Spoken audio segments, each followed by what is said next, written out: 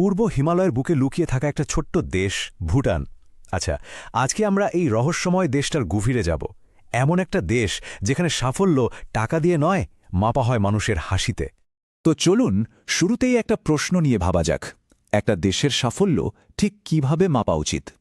দেশের জিডিপি আর অর্থনৈতিক উন্নতি দিয়ে, নাকি সেখানকার মানুষের মুখের হাসি দিয়ে? এই প্রশ্নটাই কিন্তু আমাদের আজকের আলোচনার একদম কেন্দ্রে রয়েছে। ভুটানকে অনেকেই হিমালয়ের রত্ন বলে ডাকে। কেন জানেন? কারণ বিশাল সব পর্বতমালা দিয়ে ঘেরা থাকায় দেশটা বাকি বিশ্ব থেকে অনেকটাই আলাদা। এর উত্তরে আসে তিব্বত, আর বাকি তিন দিকে ভারত। এই ভৌগোলিক অবস্থানটাই ভুটানকে একটা অন্যরকম রহস্যময়তা দিয়েছে। জানেন, ভুটানের সরকারি নামটা কিন্তু আরও নাটকীয়, ড্রুকিওল। এর মানে হল বজ্র ড্রাগনের দেশ। নামটা এসেছে হিমালয় থেকে নেমে আসা ভয়ঙ্কর সব বজ্রঝড়ের কারণে। বেশ কাব্যিক একটা নাম, তাই না? আর এই দেশের মোট জনসংখ্যা মাত্র ৭ লক্ষের কিছু বেশি। এত কম জনসংখ্যা হওয়ার কারণে কি হয়েছে জানেন? পুরো দেশটাই একটা বড় পরিবারের মতো, যেখানে সবাই সবাইকে চেনে। আজকের পৃথিবীতে এটা তো প্রায় ভাবাই যায় না। যেহেতু ভুটান বাকি বিশ্ব থেকে এতটা আলাদা, তাই এখানে সময়ের সাথে সাথে একদম নিজস্ব একটা সংস্কৃতি গড়ে উঠেছে। আর এই সংস্কৃতির ভিত্তি হল নম্র বৌদ্ধ বিশ্বাস।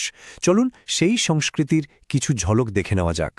ভুটানের ঐতিহ্যবাহী পোশাকগুলো তাদের সংস্কৃতির মতোই রঙিন। পুরুষরা পরেন ঘো, যেটা হাঁটু পর্যন্ত লম্বা একটা পোশাক আর কোমরে বেল্ট দিয়ে বাঁধা থাকে। আর মহিলারা পরেন কিরা, যেটা গোড়ালি পর্যন্ত লম্বা, অনেকটা চাদরের মতো একটা সুন্দর পোশাক। ভুটানের বাড়ি বানানোর কৌশলও কিন্তু একদম অন্যরকম। বাড়িগুলো তৈরি হয় কাদা আর পাথর দিয়ে, আর ছাদে থাকে কাঠের টালি। কিন্তু সবচেয়ে অবাক করার মতো ব্যাপার কি জানেন?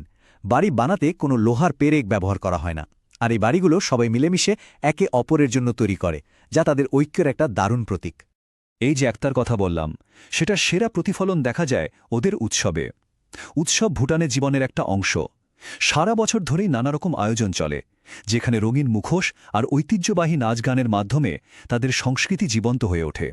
ওদের প্রধান ধর্মীয় উৎসবের নাম হল সেচু। এই উৎসব ৩ থেকে ৫ দিন ধরে চলে। বৌদ্ধ ভিক্ষুরা মঠের উঠোনে মুখোশ পরে নেচে ভগবান বুদ্ধের বিভিন্ন শিক্ষা ফুটিয়ে তোলেন। ওরা বিশ্বাস করে এই নাচ ওদের উপত্যকাকে অশুভ শক্তি থেকে রক্ষা করে। আরেকটা বড় উৎসব হল লোসার, মানে ওদের চান্দ্র নববর্ষ। এটা আসলে পরিবার আর বন্ধুদের সাথে কাটানোর উৎসব। সবাই নতুন পোশাক পরে, বাড়িতে বিশেষ খাবার তৈরি হয়, পুরুষরা তীরন্দাজি খেলে আর মহিলারা গান আর নাচে মেতে ওঠেন। ভুটান যে শুধু নিজেদের সংস্কৃতিকে আগলে রাখে তা কিন্তু নয়, ওরা প্রকৃতিরও একনিষ্ঠ অভিভাবক। পরিবেশ রক্ষার প্রতি ওদের যে অঙ্গীকার, সেটা সাংবিধানিকভাবে সুরক্ষিত। ব্যাপারটা এক কথায় অসাধারণ। ওদের এই প্রতিজ্ঞাটা কতটা গভীর সেটা বোঝানোর জন্য একটা সংখ্যাই যথেষ্ট, 60%। কিন্তু কিসের 60%? চলুন দেখি। হ্যাঁ, ভুটানের সংবিধানেই লেখা আছে যে দেশের অন্তত 60% এলাকা সব সময় বনভূমি দিয়ে ঢাকা থাকতেই হবে। ভাবা যায়, ভুটানই পৃথিবীর প্রথম দেশ যারা সাংবিধানিকভাবে পরিবেশ রক্ষার এমন দায়িত্ব নিজেদের কাঁধে তুলে নিয়েছে। ওরা পরিবেশ নিয়ে কতটা সিরিয়াস তার একটা শক্তিশালী উদাহরণ হল ওদের বন্যপ্রাণী আইন। বিপন্ন প্রজাতির ব্ল্যাক নেকড ক্রেন বা কালো গলা সারস, এই পাখিটাকে কেউ হত্যা করলে ভুটানে যাবজ্জীবন কারাদণ্ড পর্যন্ত হতে পারে। এই কঠোরতাটা সত্যি শেখার মতো। তো ভুটান যেমন একদিকে পরিবেশ রক্ষা করে, তেমনি নিজেদের সংস্কৃতিকেও বাইরের প্রভাব থেকে খুব সাবধানে বাঁচিয়ে রাখে। ওরা বিশ্বকে স্বাগত জানায় ঠিকই, কিন্তু নিজেদের শর্তে। ওরা যে কতটা সতর্ক তা এই দুটো তারিখ দেখলে পরিষ্কার হয়ে যায়। প্রথম বিদেশি পর্যটকদের দেশে আসার অনুমতি দেওয়া হয় ১৯৭৪ সালে, আর টেলিভিশন ও ইন্টারনেট সেটা আসে আরও অনেক পরে, ১৯৯৯ সালে।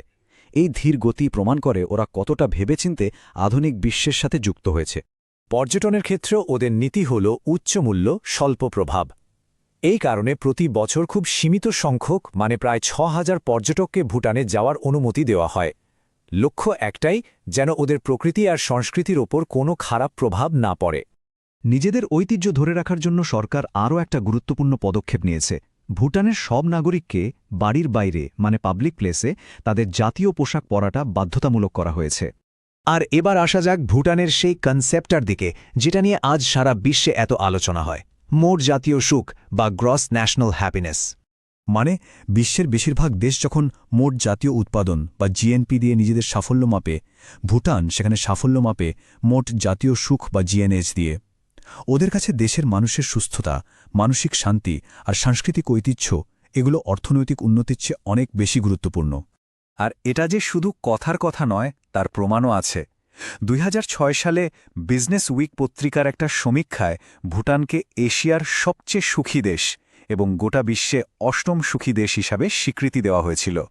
তাহলে আমাদের আলোচনার শেষে সেই প্রথম প্রশ্নটাতেই ফিরে আসি।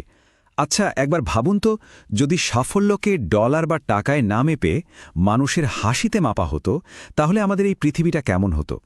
ভুটান আমাদের ঠিক এই প্রশ্নটা নিয়েই ভাবতে বাধ্য করে।